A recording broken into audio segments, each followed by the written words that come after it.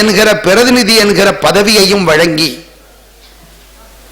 இந்த பூமியிலே அவர்கள் எவ்வாறு வாழ வேண்டும் என்பதற்கான வழிகாட்டல்களை அவன் அனுப்பி அருளிய தூதர்கள் வழியாக, அவன் வழங்கிய வேதங்கள் வழியாக மனித குலத்திற்கு தொடர்ந்து அரிய பல வழிகாட்டல்களை, நிறைவான வழிகாட்டல்களை வழங்கிக் கொண்டே வருகிறான். அவ்வாறு அவன் வழங்கி அருளிய மகத்தான பேருபகாரங்களில் இறுதியாக இறுதி தூதர் முஹம்மது ஸல்லல்லாஹு அலைஹி வஸல்லம் அவர்களை இந்த மனித குலத்திற்கு நிரந்தரமான நிலையான வழிகாட்டியாக அனுப்பி இறுதி வேதமாகிய திருக்குர்ஆனை அவர்கள் மூலமாக இந்த மனித குலத்திற்கு வழங்கி இந்த திருக்குர்ஆனை தங்களுடைய வாழ்க்கை நெறியாக ஏற்றுக்கொள்ளக்கூடிய மக்களாகவும் நம்மை தேர்வு செய்து அந்த இறுதி தூதருடைய முழுமையான தலைமைத்துவத்தையும் நமக்கு அல்லாஹ் வழங்கி நம்மை அல்லாஹு தஆலா கண்ணியப்படுத்தி இருக்கிறார். என் அன்பானவர்களே, வல்ல அல்லாஹு தஆலா மனிதர்களுக்கு எண்ணிறந்த பல உபகாரங்களை வழங்கியிருக்கிறான். அவன் வழங்கிக் கொண்டே வந்திருக்கிற, வழங்கி வருகிற உபகாரங்கள் என்னென்ன என்று, எத்தனை என்று என்ன தலைப்பட்டால் அதனுடைய முடிவை, அதனுடைய எல்லையை அடையவே முடியாது, தொடவே முடியாது, நெருங்கவே முடியாது என்கிற அளவுக்கு அவன் பேருபகாரங்களை இந்த மனித குலத்திற்கு வழங்கி இருக்கிறான், வழங்கி கொண்டு வருகிறான். அன்பானவர்களே, அவன் வழங்கி அருளியிருக்கிற என்னென்ன உபகாரங்கள் இருக்கிறதோ அவை அனைத்தையும் குர்ஆனிலே முழு அழகான கோணங்களில் பல்வேறு அத்தியாயங்களில் நமக்கு எடுத்து சொல்லியிருக்கிறான். அவ்வாறு அவன் வழங்கி இருக்கக்கூடிய உபகாரங்களில் எல்லாம் தலையாய உபகாரங்களாக இரண்டு உபகாரங்களை சொல்கிறான். ஒன்று, இந்த அல் குர்ஆனை வழங்கி இருக்கிறானே அது. அல்லாஹ் குர்ஆனிலே சொல்கிறான், அர் ரஹ்மான் அல்லமல் குர்ஆன், நான் அளவற்ற அருளாளனாக இருக்கிறேன், நிகரற்ற அன்பளனாக இருக்கிறேன். ஏன் தெரியுமா என்று சொல்லிவிட்டு அதற்கான காரணங்களை வரிசைப்படுத்துகிற போது முதல் காரணமாக எதை சொல்கிறான் என்றால் அல்லமல் குர்ஆன், குர்ஆனை உங்களுக்கு நான் கற்றுக் கொடுத்தேனே அதுதான் என்று சொல்கிறான். அதற்கு பிறகுதான் பல்வேறு உபகாரங்களை வரிசைப்படுத்துகிறான். இன்னொரு உபகாரம், இறுதி தூதர் முஹம்மது ஸல்லல்லாஹு அலைஹி வஸல்லம் அவர்களுடைய தலைமைத்துவத்தை நமக்கு வழங்கி இருக்கிறான். அல்லாஹ் ஒரு இடத்திலே சொல்கிறான், லக்கத் மன்னல்லாஹு அலல் முஃமினீன் இத் பாஸ ஃபீஹிம் ரசூலம் மின்ஹும் யத்லூ அலைஹிம் ஆயாத்திஹி வ யுஸக்கீஹிம் வ யுஅல்லிமுஹுமுல் கிதாப வல் ஹிக்மா வ இன் கானூ மின் கப்லு லஃபீ ضلالிம் முபீன் என்று சொல்கிறான். உங்களுக்கு நான் மகத்தான உபகாரங்களை வழங்கி இருக்கிறேன். என்ன உபகாரம்? உங்களுக்கு உங்களிருந்தே ஒரு தூதரை நான் அனுப்பி இருக்கிறேன். அந்த தூதர் என் வேத வசனங்களை உங்களுக்கு ஓதி காட்டுகிறார்கள், அதன் விளக்கங்களை உங்களுக்கு கற்றுக் கொடுக்கிறார்கள், உங்களை பரிசுத்தப்படுத்துகிறார்கள், உங்களை பக்குவப்படுத்துகிறார்கள், இந்த வேதத்தை உங்களுக்கு முழுமையாக கற்றுக் கொடுக்கிறார்கள், அதன் ஞானங்களை உங்களுக்கு கற்றுக் கொடுக்கிறார்கள் என்று இப்படிப்பட்ட ஒரு தூதரை உங்களுக்கு நான் வழங்கியிருக்கிறேனே அது நான் செய்த மகத்தான உபகாரம் என்று அல்லாஹ் சொல்கிறான். ஆக அல்லாஹ் வழங்கி அருளி இருக்கிற மகத்தான உபகாரங்களில் தலையாய உபகாரங்களாக இரண்டு உபகாரங்களை சொல்கிறான். அன்பானவர்களே, அந்த இரண்டு உபகாரங்களை பெற்றிருக்கக்கூடிய நாம் அந்த உபகாரங்களுக்கு எந்த வகையில் அல்லாஹுக்கு நாம் நன்றி செலுத்துகிறோம் என்று நாம் சிந்தித்து பார்க்க வேண்டும். என் அன்பானவர்களே, இந்த நேரத்தில் நான் ஒரு சம்பவத்தை குறிப்பிட்டு காட்ட வேண்டும் என்று நினைக்கிறேன். அன்பானவர்களே, இமாம் இப்னு ஜரீர் ரஹ்மத்துல்லாஹி அலைஹி ஒரு வரலாற்று நிகழ்ச்சியை நமக்கு எடுத்து சொல்கிறார்கள். என்ன சொல்கிறார்கள் என்றால், மதீனாவிலே இரண்டு குலத்தவர்கள் இருந்தார்கள் நபி ஸல்லல்லாஹு அலைஹி வஸல்லம் உடைய காலத்திலே. ஒட்டுமொத்த மதீனா மக்களும் அந்த இரண்டு கோத்திரத்திற்குள் அடங்கி விடுவார்கள். ஒரு கோத்திரத்துக்கு பேரு அவுஸ் என்று சொல்வார்கள், இன்னொரு கோத்திரத்திற்கு ஹஸ்ரஜ் என்று சொல்வார்கள். மதீனாவில் இருக்கிற அன்சாரிகள் என்று சொல்கிறோமே, அவர்கள் அனைவரும் ஒன்று அவுஸ் குடும்பத்தவர்களாக இருப்பார்கள் அல்லது ஹஸ்ரஜ் குடும்பத்தவர்களாக இருப்பார்கள். கண்மணி நாயகம் ஸல்லல்லாஹு அலைஹி வஸல்லம் மக்காவை துறந்து மதீனாவுக்கு ஹிஜ்ரத் செய்தார்களே, அந்த மக்கள் அத்தனை பேரும் ஒருவர் விடாமல் இஸ்லாத்தை ஏற்றுக்கொண்டார்களே, ஏற்றுக்கொண்டதோடு மக்காவை துறந்து மதீனாவுக்கு வந்த முஹாஜிர்களை, மக்கத்து தோழர்களை தம் உற்ற சகோதரர்களாக ஏற்றுக்கொண்டு தங்களுடைய சொத்துக்களை அள்ளி கொடுத்தார்களே, தங்களுடைய நிலங்களை கொடுத்தார்களே, தங்களுடைய கடைகளை கொடுத்தார்களே, தங்களுடைய வீடுகளை கொடுத்தார்களே, வாழ்க்கை துணைகளும் அமைத்து கொடுத்தார்களே, வயல்களை கொடுத்தார்களே, தோட்டங்களை கொடுத்தார்களே. இப்படிப்பட்ட அந்த மதீனத்து மக்கள், அவர்களை அல்லாஹ் குர்ஆனிலே அன்சார் என்று சொல்கிறானே, அந்த அன்சார் என்கிற அந்த ஒட்டுமொத்த மக்களும் இரண்டு குலத்திற்குள் அடங்கி விடுவார்கள். ஒரு குலத்தின் பெயரு அவுஸ், இன்னொரு குலத்தின் பெயரு ஹஸ்ரஜ். முற்காலத்தில் அவுஸ் என்று ஒருவர் இருந்திருக்கிறார், ஹஸ்ரஜ் என்று ஒருவர் இருந்திருக்கிறார். இந்த இரண்டு பேரும் உடன் பிறந்த அண்ணன் தம்பிகள், ரெண்டு பேரும் ஒரு தாய்க்கு ஒரு தந்தைக்கு பிறந்த அண்ணன் தம்பிகள். இப்படி அவுஸ் என்று இருந்திருக்கிறார், ஹஸ்ரஜ் என்று இருந்திருக்கிறார். இந்த அவுஸுடைய வழியாக வந்தவர்களுக்கெல்லாம் அவுஸ் குடும்பம் என்று பேரு. இந்த ஹஸ்ரஜ் என்பவருடைய வழியில வந்தவர்களுக்கெல்லாம் ஹஸ்ரஜ் குடும்பம் என்று பேரு. ஆக மூல ரெண்டு பேரும் கூட பிறந்த அண்ணன் தம்பி. ஆனால் பின்னால் மதீனாவிலே இருக்கக்கூடிய அந்த மக்கள், அவுஸ் கோத்திரத்து மக்கள், ஹஸ்ரஜ் கோத்திரத்து மக்கள், இரண்டு சகோதரர்களுடைய குடும்பத்தவர்களாக இருந்தவர்கள் பின்னால் பிரிந்து விட்டார்கள், பிளவுபட்டு விட்டார்கள். எந்த அளவுக்கு பிளவுபட்டு விட்டார்கள் என்று சொன்னால், அவுஸ் ஹஸ்ரஜிலே இருக்கக்கூடிய ஒவ்வொருவரையும் தவறான பார்வை கொண்டே பார்ப்பார், துவேஷ கண் கொண்டே பார்ப்பார். ஹஸ்ரஜிலே இருக்கிற ஒருவர் அவுஸ் குடும்பத்தில் இருக்கிற ஒவ்வொருவரை பற்றியும் தவறாகவே நினைப்பார். அவுஸுக்கு நல்லது நடப்பது ஹஸ்ரஜுக்கு பிடிக்காது, ஹஸ்ரஜுக்கு நல்லது நடப்பது அவுஸுக்கு பிடிக்காது. ஆக அவுஸும் ஹஸ்ரஜும் கீரியும் பாம்பாக மாறிவிட்டவர்கள். அப்படிப்பட்ட நிலையிலே ஒரு சின்ன சண்டை வந்துவிட்டாலும் அது பெரிய சண்டையாக மாறிவிடும், ஒரு பெரும் போராக மாறிவிடும்.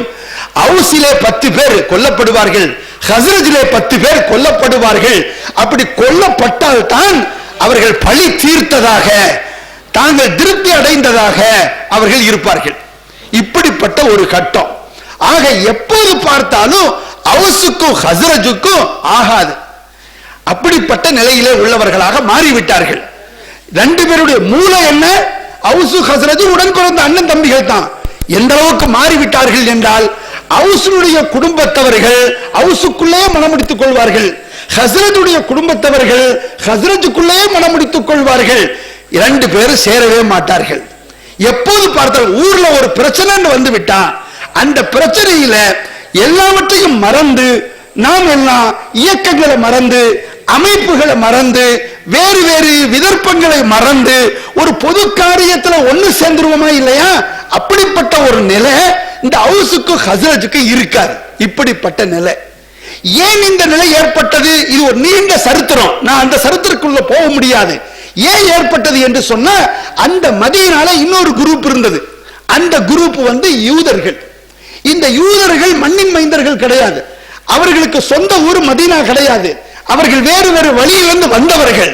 வந்து சிறுபான்மையினர்களாக இருந்த இந்த யூதர்கள் அங்கிருக்கிற பெரும்பான்மை மக்களாகிய அவுஸ் குடும்பத்தையும் ஹஸ்ரஜ் குடும்பத்தையும் பகையாளிகளாக ஆக்கிவிட்டார்கள், துவேஷிகளாக, விரோதிகளாக ஆக்கிவிட்டார்கள். காலாகாலத்துக்கு பல 100 ஆண்டு காலங்களாக இவர்கள் அடித்துக் கொண்டே இருந்தார்கள். இப்படிப்பட்ட ஒரு நிலை.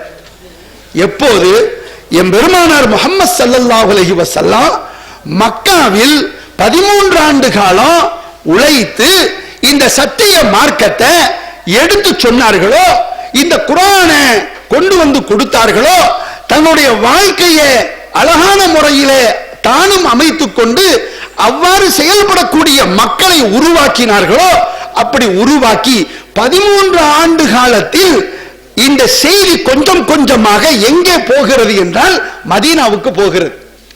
மதீனாவுக்கு போய் இதுவரை காதுகளில் எட்டாத இந்த குர்ஆனுடைய செய்திகளும், இதுவரை அவர்களுடைய உள்ளங்களில் சென்றடையாத முஹம்மது ஸல்லல்லாஹு அலைஹி வஸல்லம் வாழ்க்கையின் செய்திகளும் அப்படி கொஞ்சம் கொஞ்சமாக அந்த மதீனாவுக்குள் ஊடுருவுகிறது. ஊடுருவி எப்படிப்பட்ட மாற்றம் ஏற்பட்டு விட்டது என்றால், நபி ஸல்லல்லாஹு அலைஹி வஸல்லம் மதீனாவுக்குள்ள கால் மிதிக்கவே இல்லை, அங்க போய் பிரச்சாரம் பண்ணவே இல்லை, அந்த இடத்துல போய் குர்ஆனுடைய செய்திகளை சொல்லவே இல்லை, தன்னுடைய வாழ்க்கையின் செய்திகளை போய் சொல்லவே இல்லை. முழுக்க அவர்கள் இருந்தது 13 வருஷமும் எங்கதான் இருந்தார்கள்? மக்கால தான் இருந்தார்கள். ஆனா மாற்றம் எங்கே ஏற்பட்டது என்றால் மதீனாவிலே மாற்றம் ஏற்பட்டது. மதீனாவில் ஏற்பட்ட மாற்றம் எந்த அளவுக்கு மகத்தான மாற்றமாக ஏற்பட்டு விட்டது என்று சொன்னால், அந்த மதீனத்து மக்கள் அவுஸாகவும் ஹஸ்ரஜாகவும் பிரிந்திருந்தார்களே, அந்த மக்கள் நபி ஸல்லல்லாஹு அலைஹி வஸல்லம் மதீனாவில் கால் மிதிப்பதற்கு முன்னாலேயே அந்த அவுஸும் ஹஸ்ரஜும் பிரிந்திருந்தவர்கள் சேர ஆரம்பித்து விட்டார்கள். கொஞ்சம் கொஞ்சமாக அவர்களுக்குள் இருந்த பகைமை நீங்கி, துவேஷம் நீங்கி, சண்டை சச்சரவுகளா நீங்கி, அந்த பழைய நினைவுகள் அவர்களுக்கு வர ஆரம்பித்து விட்டது. நாமெல்லாம் ஒரே அண்ணன் தம்பிக்கு பிறந்தவர்கள் தானே, அப்படி என்றால் நம்ம ரெண்டு ஒரே குடும்பம் தானே, நம்முடைய மூலம் ஒரே தாய் தானே, ஒரே தந்தை தானே, அது மறந்து போய் விட்டதே. அந்த அளவுக்கு நாம ஒண்ணுக்கொண்ணு விரோதிகளாக ஆகிவிட்டோமே. காலாகாலத்திற்கு இப்படி நிறைய பேரை காவு கொடுத்து விட்டோமே. இதுக்கெல்லாம் காரணம் யாரு? இந்த யூதர்கள் தானே. இவர்கள் தங்களுடைய வேதத்திற்குள் இருக்கிற அந்த தௌராத் என்றோ அல்லது இன்ஜீல் என்றோ அல்லது ஜபூர் என்றோ இருக்கக்கூடிய அந்த வேத செய்திகள் எதையும் சொல்லாம இந்த ரெண்டு குலத்தவர்களையும் அடிச்சுக்கிற மாதிரியே நம்மை ஆக்கிவிட்டார்களே. இந்த முஹம்மது ஸல்லல்லாஹு அலைஹி வஸல்லம் மக்காவிலே இருக்கிறாங்களே, அவங்க மூலமாக நமக்கு கிடைக்கிற அந்த செய்திகள் இருக்கிறதே, அந்த செய்திகள் தானே இப்போது நம்மை மாற்றியது என்கிற எண்ணம் ஏற்பட்டு ஒரு கட்டத்திலே அவர்கள் என்ன முடிவுக்கு வந்து விட்டார்கள் என்றால், அந்த அவுஸு ஹஸ்ரஜும் ஒன்றாக இணைந்து ரகசியமாக நபி ஸல்லல்லாஹு அலைஹி வஸல்லம் அவர்களை சந்தித்து, நீங்க உங்களை சார்ந்தவங்க எல்லாரும் எங்க மதீனாக்கு வாங்க, உங்களுக்கு இங்க மக்கால கடுமையான எதிர்ப்பு இருக்குதாமே, உங்களை கொல்றதுக்கு திட்டம் போடுறாங்களாமே, சதி திட்டம் போடுறாங்களாமே, நாங்க உங்களை உயிருக்குயிராக பாதுகாக்கிறோம், அரவணைக்கிறோம், உங்களுக்கு எல்லா வகையான தேவைகளையும் நிறைவேற்றுறோம், எங்க தேவைகளை குறைத்து கொண்டு எங்களுடைய எல்லா வகையான அடிப்படை வசதிகளையும் நாங்கள் குறைத்து கொண்டு அனைத்தையும் உங்களுக்கு தந்து எங்களுடைய சொத்துக்களை கொடுக்கிறோம், எங்களுடைய குடும்பத்தை கொடுக்கிறோம், எங்களுடைய தோப்புகளை கொடுக்கிறோம், எங்களுடைய இளமையை கொடுக்கிறோம், எங்களுடைய வாழ்க்கையை கொடுக்கிறோம், எங்களுடைய உயிரையும் கொடுப்பதற்கு நாங்கள் தயாராக இருக்கிறோம், நாங்கள் உங்களுக்காகவே எங்களை அர்ப்பணிப்பதற்கு தயாராக இருக்கிறோம் என்று கூறி நபி ஸல்லல்லாஹு அலைஹி வஸல்லம் உள்ளத்தை கரைத்து மதீனாவுக்கு வரக்கூடிய ஒரு சூழ்நிலையை இந்த மக்கள் ஏற்படுத்தினாங்க. எந்த மக்கள்? இந்த மதீனத்து மக்கள். முன்னால் எப்படி இருந்தார்கள், இப்போது எப்படி மாறிவிட்டார்கள், இதெல்லாம் நீங்க அறிந்திருக்கிற ஒரு சரித்திர உண்மை. நான் அதற்குள் அதிகமாக செல்லவில்லை. இப்போது நபி ஸல்லல்லாஹு அலைஹி வஸல்லம் மக்காவுல இருந்து மதீனாவுக்கு வர்றாங்க. மதீனாவுக்கு அடியெடுத்து வைக்கிறதுக்கு அந்த கட்டத்தில் மொத்த மதீனத்து மக்களும், ஆண்கள், பெண்கள், முதியவர்கள், சிறுவர்கள், பணியாட்கள், படித்தவர்கள், பாமரர்கள், அத்தனை பேருமே கொளுத்துகிற வெயிலிலே தொடர்ந்து பல நாட்கள் மதீனாவுடைய எல்லையிலே நின்று நபி ஸல்லல்லாஹு அலைஹி வஸல்லம் அவர்களுடைய வருகையை எதிர்பார்த்து கொண்டே இருக்கிறார்கள். அவர்களுடைய தோழர்களுடைய வருகையை எதிர்பார்த்து கொண்டே இருக்கிறார்கள். நபி ஸல்லல்லாஹு அலைஹி வஸல்லம் அவர்கள் வரக்கூடிய அந்த காட்சி அவர்களுக்கு தென்பட்டதும், நபி ஸல்லல்லாஹு அலைஹி வஸல்லம் அந்த புனிதமான கண்ணியமான அந்த உருவ தோற்றம் அவர்களுடைய பார்வையில் பட்டதும் துள்ளி குதித்து உற்சாகம் அடைந்து அவ்வளவு பேரும் தலஅல் பத்ரு அலைனா மின் சனியாத்தில் வதாஇ என்கிற அந்த அழகிய பாடலை படித்து தஃபடித்து வரவேற்று நபி ஸல்லல்லாஹு அலைஹி வஸல்லம் நபி ஸல்லல்லாஹு அலைஹி வஸல்லம் தோழர்களை ஆற தழுவினார்கள். அது மட்டுமல்ல, மதீனாவில் இருக்கக்கூடிய அந்த அவுஸ் கோத்திரத்தினுடைய ஒவ்வொரு உட்பிரிவும், அந்த ஹஸ்ரஜ் கோத்திரத்தினுடைய ஒவ்வொரு உட்பிரிவும் ஒவ்வொரு தெருவிலும் நின்று கொண்டு யா ரசூலல்லாஹ், யா ரசூலல்லாஹ், யா ரசூலல்லாஹ், எங்கள் பகுதியில் நீங்கள் தங்குங்கள், எங்கள் பகுதியில் நீங்கள் தங்குங்கள், எங்கள் பகுதியில் நீங்கள் தங்குங்கள் என்று போட்டி போட்டுக் கொண்டு ஒவ்வொரு அவுஸ் கிளையினுடைய ஹஸ்ரஜ் கிளையினுடைய ஒவ்வொரு உட்பிரிவை சார்ந்தவர்களும் போட்டி போட்டுக் கொண்டு சொல்லுகிறார்கள். நபி ஸல்லல்லாஹு அலைஹி வஸல்லம் எல்லோரையும் பார்க்கிறார்கள். அவர்களுக்கு கிடைத்த செய்தி என்ன? மதீனாவிலே எப்போது பார்த்தாலும் ரத்தம் ஓடும், துவேஷம், அடிதடி, ரகள, குத்துவெட்டு, பகமை, சொத்து பறிக்கிறது, நெருப்பு பத்த வைக்கிறது, தீக்கிரையாக ஆக்கிறது, சொத்துக்களை சூறையாடுறது, இதுதான் தொடர்ந்து நடந்து கொண்டே இருக்கும். அப்படிங்கிற அந்த காட்சி மாறி அவுஸ் ஹஸ்ரஜுக்குள்ள கலந்து, ஹஸ்ரஜ் அவுஸுக்குள்ள கலந்து எல்லாரும் ஒன்னா சேர்ந்துட்டு யா ரசூலல்லாஹ் எங்கள்கிட்ட வாங்க, எங்கள்கிட்ட வாங்க என்று போட்டி போட்டுக் கொண்டு சொல்லக்கூடிய அந்த மகத்தான ஒரு எழுச்சியை கண்மணி நாயகம் ஸல்லல்லாஹு அலைஹி வஸல்லம் அவர்கள் பார்த்து விட்டு நபி ஸல்லல்லாஹு அலைஹி வஸல்லம் சொன்னார்கள், நீங்கள் அழைக்கிறீர்கள், உங்களுடைய அன்பான அழைப்பு, நான் ஏற்றுக்கொள்ள வேண்டிய அன்பான அழைப்பு. ஆனாலும் நான் எங்கே வர வேண்டும் என்பதற்கு நான் ஒரு முடிவை சொல்ல முடியாது. அல்லாஹ் இந்த ஒட்டகத்துக்கு சொல்லி இருக்கிறான், இந்த ஒட்டகம் தான் அதை செய்ய வேண்டும். இந்த ஒட்டகம் எங்கே நிற்கிறதோ படுக்கிறதோ அங்கேதான் நான் இருக்க வேண்டும் என்பது இறைவனுடைய ஆணை என்று சொல்ல, அந்த ஒட்டகத்தை பார்த்து நம்ம பக்கம் வருமா, நம்ம பக்கம் வருமா, அது அப்படியும் பார்க்கும், இப்படியும் பார்க்கும், அந்த ஏரியாவுக்கு வந்து பார்க்கும், இந்த ஏரியாவுக்கு வந்து பார்க்கும், நம்ம பக்கத்தான் வருதா, நம்ம பக்கத்தான் வருதா அப்படின்னு எல்லாரும் தேடிக்கொண்டிருக்கிற கட்டத்திலே அந்த ஒட்டகம், அல்லாஹ்வின் புறத்திலிருந்து உத்தரவை பெற்ற அந்த ஒட்டகம் அபூ அய்யூபுல் அன்சாரி ரலியல்லாஹு அன்ஹு அவர்களுடைய வீட்டுக்கு வெளியிலே வந்து அது படுத்துக் கொள்கிறது என்கிற அந்த செய்தி எல்லாம் நாம் அறிந்திருக்கிறோம். அன்பானவர்களே, எல்லோரும் ஏகமாக உற்சாகம் அடைந்தார்கள். அபூ அய்யூபுல் அன்சாரி அவர்கள் கொடுத்து வைத்தவர், கொடுத்து வைத்தவர், கொடுத்து வைத்தவர் என்றெல்லாம் எல்லோரும் அவரை வாழ்த்த ஆரம்பித்து விட்டார்கள். அந்த அபூ அய்யூப் அன்சாரி ரலியல்லாஹு அன்ஹு வாழ்த்த ஆரம்பித்து விட்டார்கள்.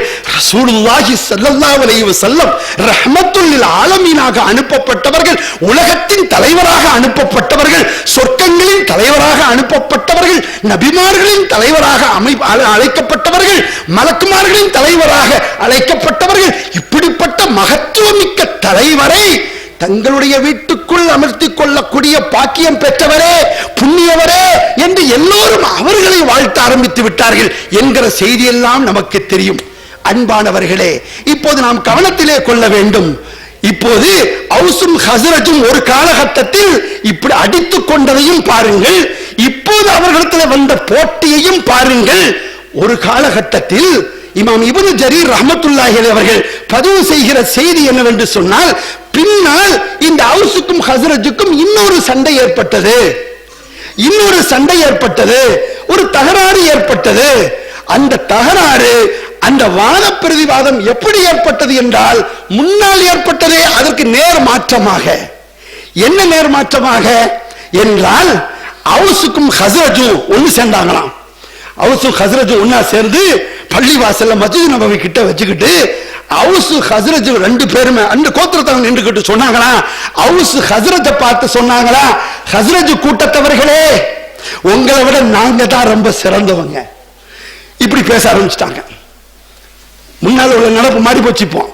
இப்ப என்ன சொல்ல ஆரம்பிக்கிறாங்க, அவுஸ் கூட்டம் சொல்லுதான், ஹஸ்ரஜ் கூட்டமே உங்களை விட தான் நாங்க சிறந்த, உங்களை நாங்க தான் சிறந்தவங்க.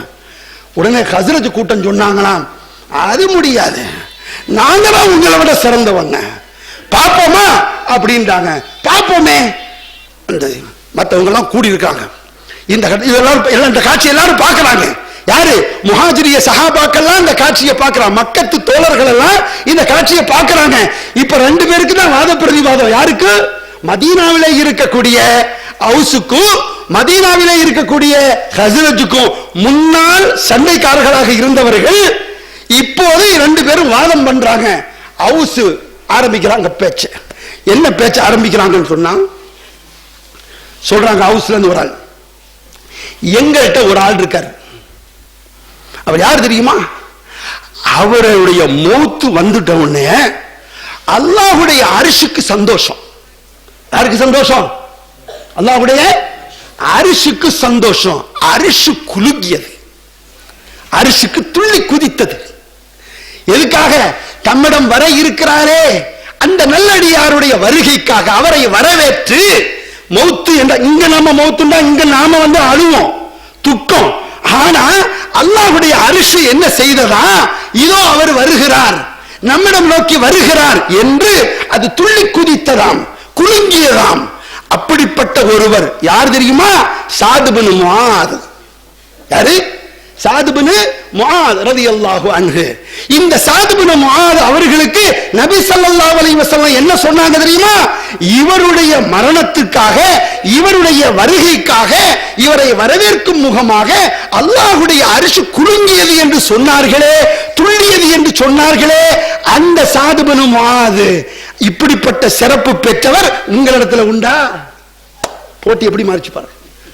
உங்களிடத்துல உண்டா அப்படின்னு கேட்கிறாங்க. அதுக்கு அடுத்து திரும்ப அவுஸ் அடுத்த இதை சொல்றாங்க. அது மட்டுமா? எங்களிடத்துல ஒருவர் இருக்கிறார். அவர் யார் தெரியுமா? அவரு ஒரு பிரச்சனையில சாட்சி சொல்ல வந்து விட்டால் 2 பேர் சாட்சி சொன்னதற்கு சமம். ஒரு பிரச்சனைக்கு எத்தனை சாட்சி வேணும்?